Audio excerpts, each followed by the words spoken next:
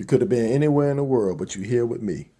Welcome to the Phi Psi podcast. I'm your host, Joe Philon.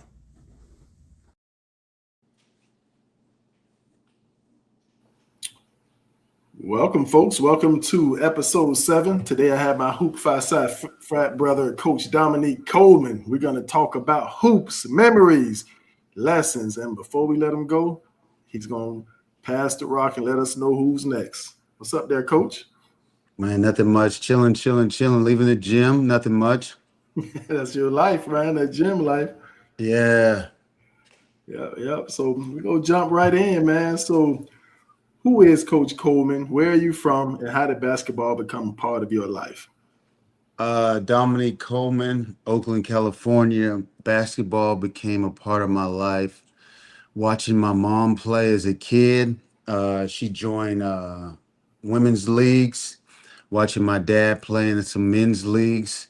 So watching them and seeing kind of the joy that they had doing it kind of trickled down on me and my brother. So just kind of watching them hoop after their college kind of careers. Well, that's what's up, man. I don't know why, but I always thought you and your brother were from Canada. Canada? Yeah, where did I get that from? I was like a few years ago, and they were like, "No, he's from Oakland." I was telling somebody, they from Canada. Nah, I'm confused. No, I don't know where I got that from. I always thought y'all was from Canada back in the day. Oh no. Might have been good to play on the national team, but no, we from Oakland, California. Okay. True. So if I made up my mind when I was 17, what's the rest of that? There's a lot of explicits. Okay, you know what I'm talking about, man. No too short reference. I was gonna see if I okay. Oh yeah, definitely. All right, so like there are hundreds of JUCOs across the country. Like, how did you get all the way from Oakland, California to HCC in Tampa, Florida? Like, how did that happen? So me and my brother, we moved around a lot because of my mom. She was military. She worked for the military, and we moved a lot.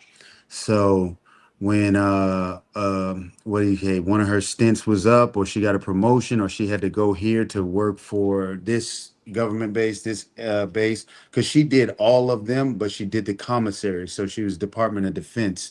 So she would go to different commissaries and make them better, promote them better, do something because she had the stigma that wherever she went, she made it better. So we ended up in Key West High School for our last year and a half-ish, maybe a little longer, our junior and senior year. And then from there, St. Pete, and the rest was history. Kind of fell in love with the state and made it home. So when you say St. Pete, y'all moved to St. Pete? No, that's where me and my brother's first year of college was. Oh, I didn't know that. So y'all played at St. Pete JC, then y'all came over to HCC? So I came over, my brother did not. So it was a little bit of a kind of say a fuck up, but a come up on my behalf, because I had long story short, I went to HCC. I went to St. Pete with my brother. Our first year out of high school, we went to St. Pete. I was, doing stupid stuff. So just long story short, I was stealing books and selling them back. Oh, okay. And then I was taking books from here, selling them back, and getting money. Because at then we didn't have no NIL, so we had to get it how you live then. So I got in trouble, and then after that, I was kind of on Coach Crumley's shit side. And then from there, it was kind of tough to get out of the doghouse. And then I would do another bonehead thing. I'll have 24 points and do something stupid, have 6. Because I was benched for the first half or something crazy. So we started off there together at St. Pete. He stayed. He said, my fuck up ain't his, so he ain't going nowhere. Yeah, true. So is that why you so much of a disciplinarian, because of what you went through? Because what we both went through. So my brother's hiccups came later.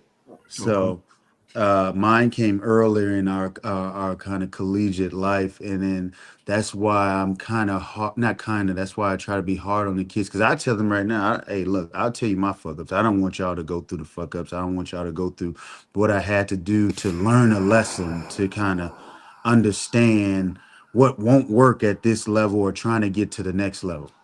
Gotcha. Okay. So you went to HCC, led the nation in scoring at 27 points a game.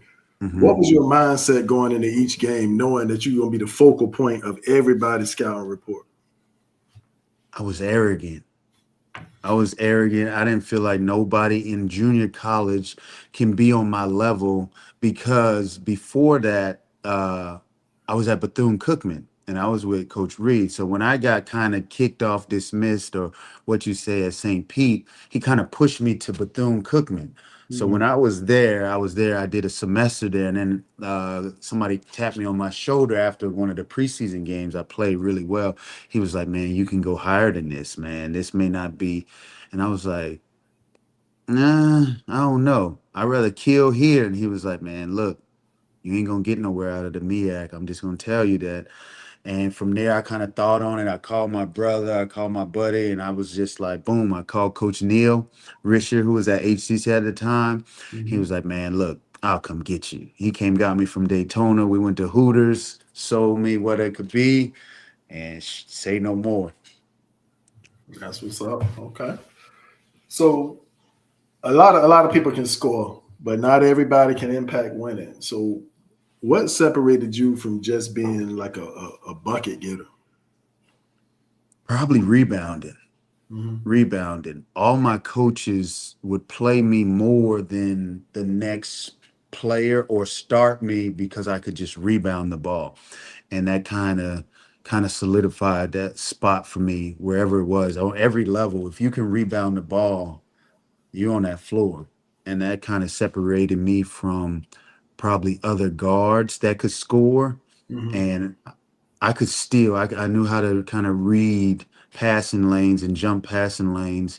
And from those two standpoints, I don't think you can kind of keep somebody off because basically I tell people all the time, I really couldn't play defense like that. I could Mhm. stop somebody here and there, but people didn't used to try to come to my side because I was known for steal. So they could consider in their mindset, oh, he's a lockdown defender. When in actuality, I used to kind of just chill and let them kind of throw it, jump the pass because I mean, I was kind of fast at the time and Mhm. try to use that as my defense. Gotcha. So after HCC, you got a scholarship to the University of Colorado as displayed on your shirt. Like what did that jump from JUCO to high major division one like teach you? What was the difference? Humility. Mm. I got humbled in a way that somebody that was so arrogant probably I just got humbled big time. Like first day there, I got humbled because I'm coming from JUCO. I'm that dude. I'm the shit. When I played at HCC Open Gyms, Dominique was picked first. Right. I didn't want to be captain. Who got the first pick? I know it's gonna be me. Y'all worry about who they getting second. I know who the first pick. I got to Colorado. Not only wasn't I first pick, I didn't get on the first game, and I was pissed. Mm. I went to the other side. I was like, man, I ain't playing with these bitch ass dudes. I said, man, I'm cool.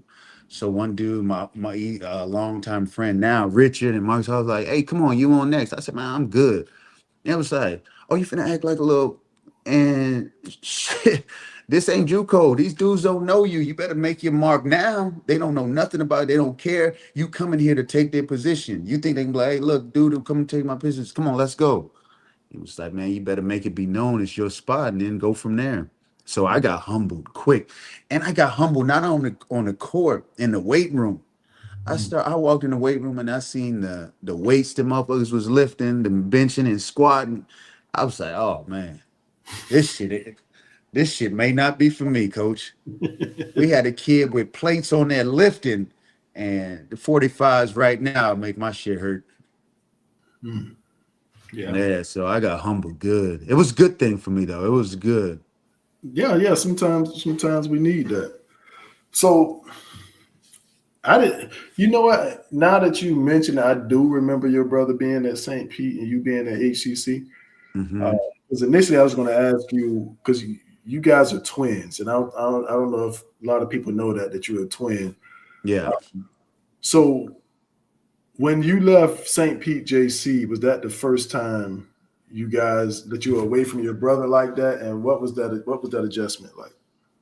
Oh man, it was so the longest since then that we've been away from each other was a couple weeks because he got invited to something in Hawaii as the best point guard, one of the top point guards in Florida. They sent them out to Hawaii, a bunch of guards. And he went to that, and that was the first time we was kind of away from each other. But as far as like away was St. Pete. So we did that, and it wasn't far because I was Daytona, but it felt far because I didn't have that person to lean on. I Mhm. didn't have that person to talk like right to left. He was right there. Like you talk that was my dude. Fight, fought, anything. You know what I mean? That's my I said was that's my dude. Like, you know what I mean? People who have a twin understand. People who don't, like, we think the same, we talk the same, we walk the same lingo. So when he when I left, it was motivation for him. So it wasn't as tough because he was like, shit, I'm trying to get to where you going. But deep down, I didn't want to tell him I was leaving because I wanted to be like, hey, look, shit, I ain't gonna be here long because shit, I want to go better. I want to go higher. You know what I mean? We was sharing at Bethune, we was sharing the gym with volleyball, tennis, Mhm. slumber parties, all type of things. And I remember a kid came up to me. He was like, "Man, we don't even got a skybox here. They got a state." And I started looking. I said, "Damn, every school got a sky." He was like, "Man, we ain't got no Eastman games." It was like, "Man, look, y'all ain't gonna have no Eastman games ever. Not this year, ever." And I was just like, "Shit." I was like, "Yeah, man, I probably gotta do something different. I gotta elevate better than this." And not a knock on Bethune at all, not a knock on Bethune, but where I seen myself, it was higher and better at that point. Okay. So you played professionally 10 years across Europe. Like what was the biggest difference between like playing in the States and an overseas game? Probably the detail. Mhm. Probably the detail. Um, the teams, the coaches, everything is detail. And before the games, it's so to the T that it was crazy. I remember, and I believe this play got me cut in France. I remember they were talking about, hey, it was another American. I was guarding him. They was like on an out of bounds play, chest him up because he's gonna go by and he's gonna act like he's going to get the ball and he's gonna go by and he's gonna get the layup. And I was like, I was listening. I was like, oh man, this dude, blah, blah, blah. Whatever. He's not gonna do that. First play out of bounds. He's yelling at me. And I look over, I was like, what? Guy goes, gets the layup. And I was in the doghouse for a month. Mm. We got details. The shooter, don't jump. Don't jump on this guy. Just high contest. Boom, boom, boom. Kid on my team jumps, comes down, gets subbed out. I ain't seen that kid since. That man was cut so quick. I was like, God damn. They were just so detailed on little things like that. Watching film. One thing that they do that I liked is they didn't watch teams that you're supposed to beat. So when we had film, say it was a game we had where it was 10 teams, we're probably in that top 4 or 5. If it was team 8, 9, 10, we wasn't watching film because they didn't want you to have the perception to play lower or play down to their cent. They was like, hey, look, if we don't win this game, it's gonna be a lot of people jobs replaced. Mm. And I've watched it hand, and I think that's the biggest thing, the details, and knowing that that little detail could get you cut, dismissed, fined, not paid, all type of things. So if I would do anything, I would probably say the detail that they have, the the scouting report to a T. Don't go out on this shooter, go under on that shooter. You run into a screen and then you're supposed to go under. That coach about call you everything in that language, but motherfucker. Yeah, I would say that those would be my that would be my thing with that as far as like that. I would say detail. Their detail is really precise. So with you leading like multiple leagues and scoring and assists, during your pro career, like what did defense, playmaking, toughness, like what did that mean to you as an identity of a player? Is that something that you carry or? I think I liked it, and I think I wanted to keep it with me because it almost makes you a complete player as if you got no weaknesses.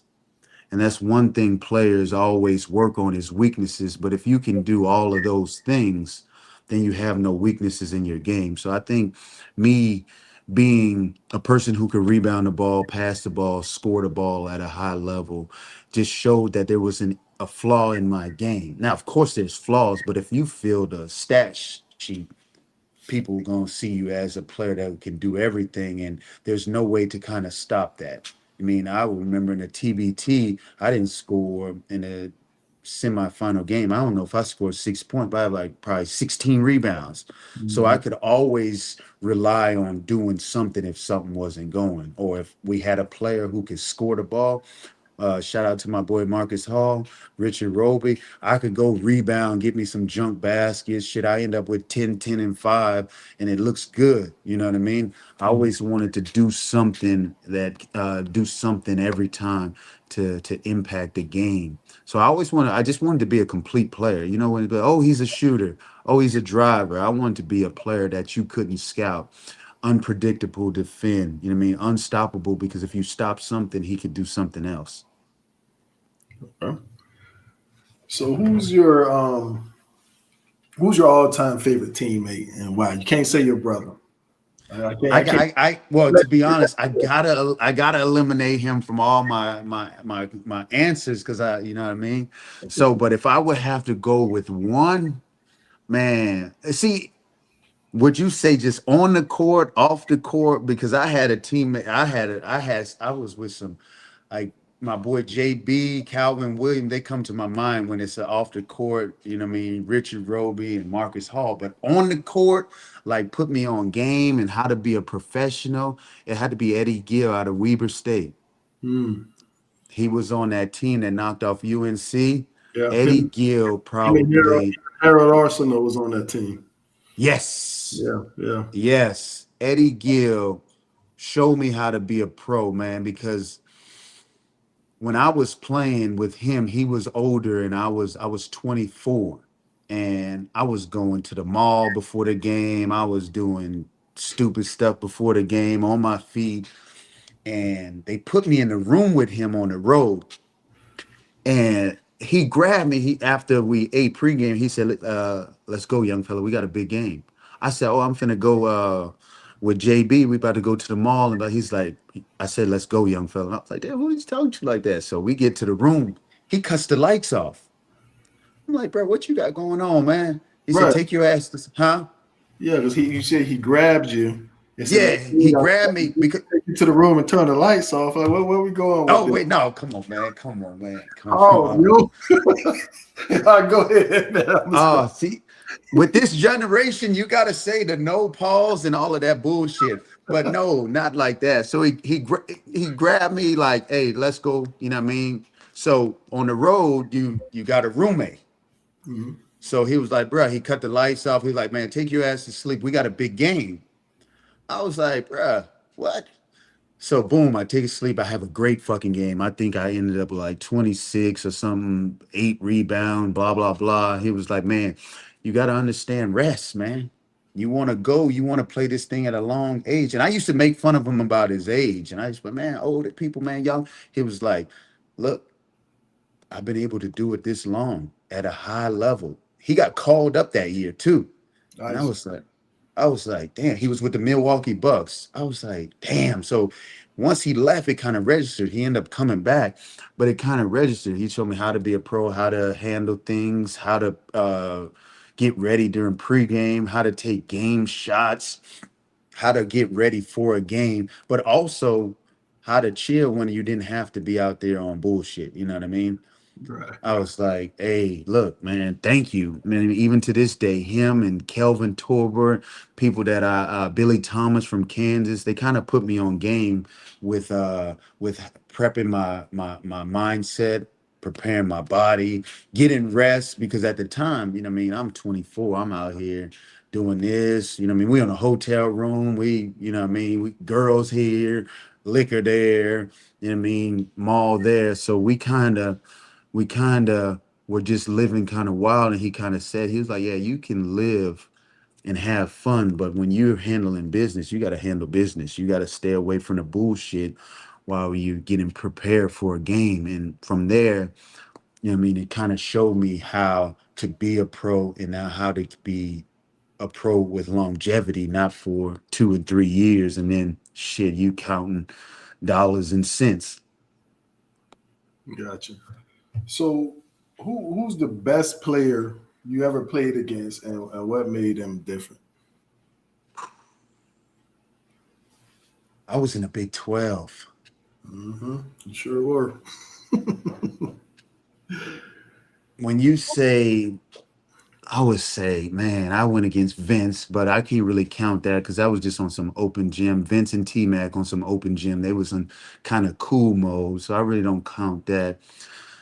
LaMarcus Aldridge, and PJ Tucker don't get the credit he really.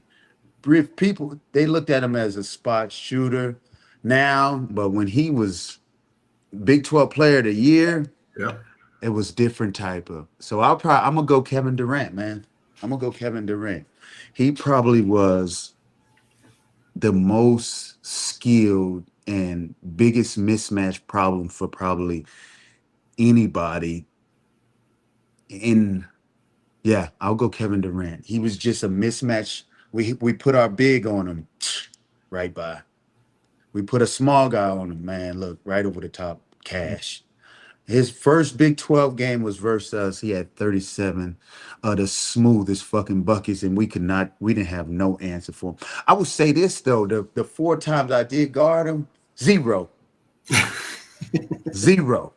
And I'm taking that to whoever. Hey, I got highlights, I got clips, zero, all four straps, seatbelt, nothing. So, but to watch him on film and then watching in person, he's a certified bucket getter. Like it's no weakness. The only thing that somebody can really do is tough. And with how the NBA is now, it's tough to do that. So that was the only hope, is he played in the motherfucking 90s with the Bulls and Pistons. But right now, yeah, I would have to say Kevin Durant is probably the best player that I matched up against. Gotcha. So, all of us had a dream of playing in the NBA. You had a couple summer league stints and a couple camps that you went to. At what point did your basketball goals change and you just felt like, okay, is this going to be my path going this way? I probably say the lockout year. The lockout year was when they were bringing all the G League guys to camp, Mhm. and I didn't get invited. And that was probably when the window was open, but it wasn't wide open. You were going to get camp and get an opportunity, but you may not stick, but you may be able to show, you know what I mean, look, hey, put this on my resume, this, that, and the third. So I would say after that, I didn't do the G League anymore. I was like, man, fuck the, I'm going to make money. So I was like, hey, look, I tried it, I gave it a shot. I was almost good enough. I was 2 cuts away from being good enough, 8 cuts from being good enough. So I would say after that lockout period, when they came back, everybody came back late that year.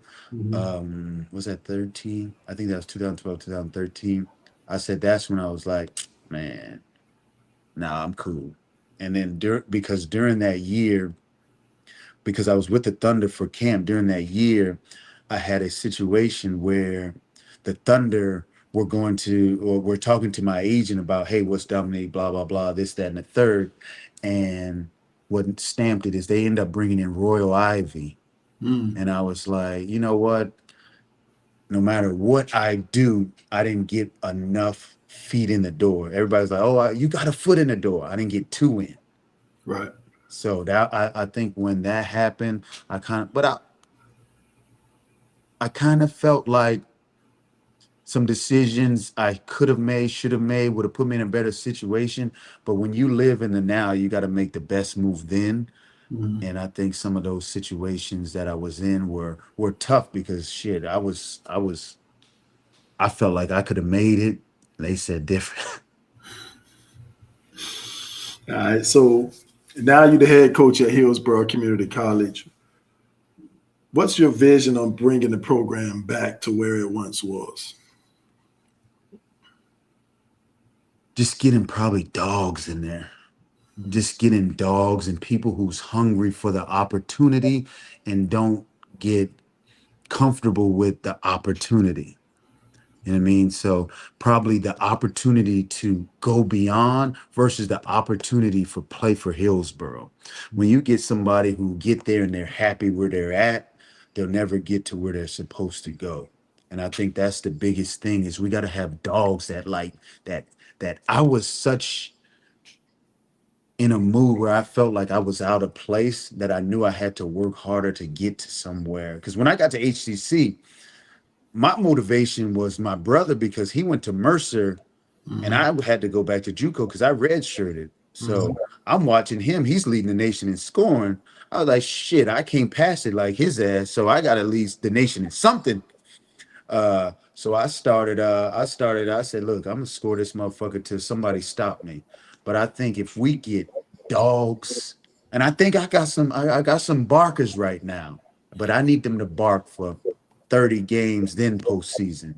So if we get some dogs in there and we get some people who really, really, really want to make this a career, want to make this their path at changing not only their lives, their parents' lives, and others around them, then I think it'll be in a good place.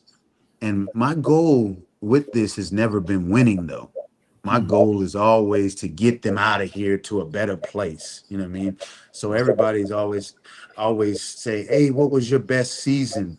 My best season was my first season, and we kind of went up and we crashed down. But all of them got scholarships. Right. You know what I mean? And everybody was like, oh, but y'all were one game over 500. I said, we got Jasper signed Division 1, Paul signed Division 1, Nari signed Division 1, 4 kids signed Division 2. Shit, Zach went to UT. Man, we had everybody in college. And then the year after that, when we went to the state tournament, we had 3 go Division 1. So my biggest thing with all of these guys is to see them succeed at the next level. You know what I mean? If I win the national championship at the at HCC and I get 2 people out of there, that'll feel like a failure versus my first year, even though the wins and losses. Like, I ain't going for coach of the year. I tell the kids that all the time. I said, I ain't going for coach of the year.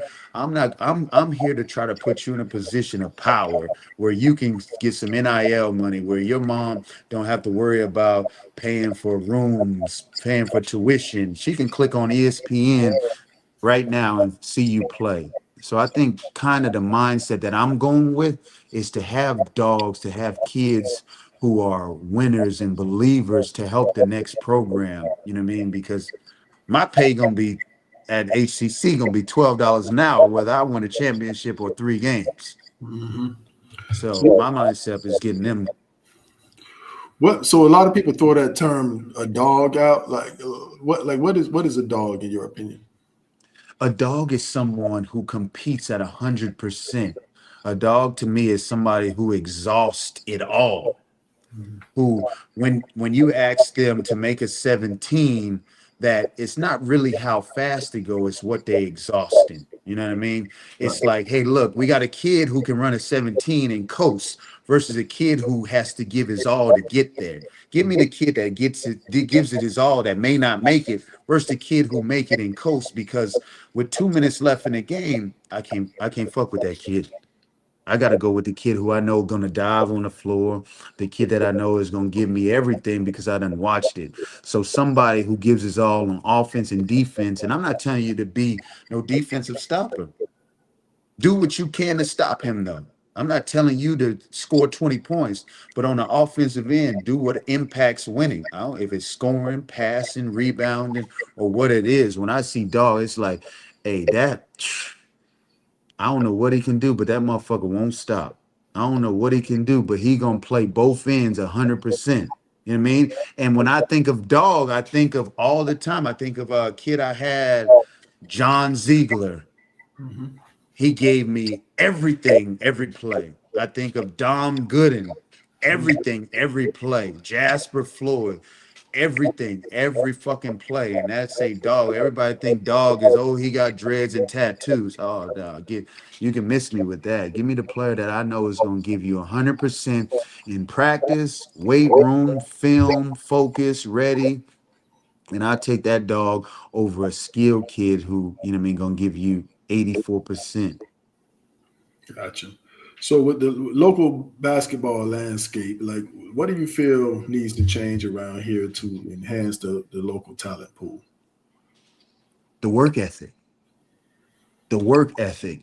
And Work I ethic from talk, who? say From that again. work ethic from who? The coaches, the players, all like the administration, like So themselves, but it has to be sprinkled on the people you're around. You know mhm. what I mean?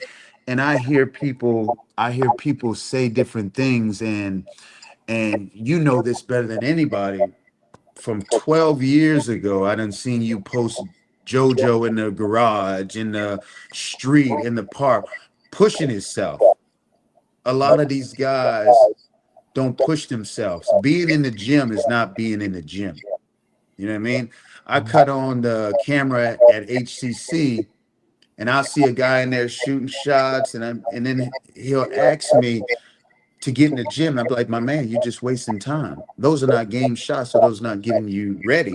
So when you put in work, then that's what will change the outcome of where you go, how well you are in games.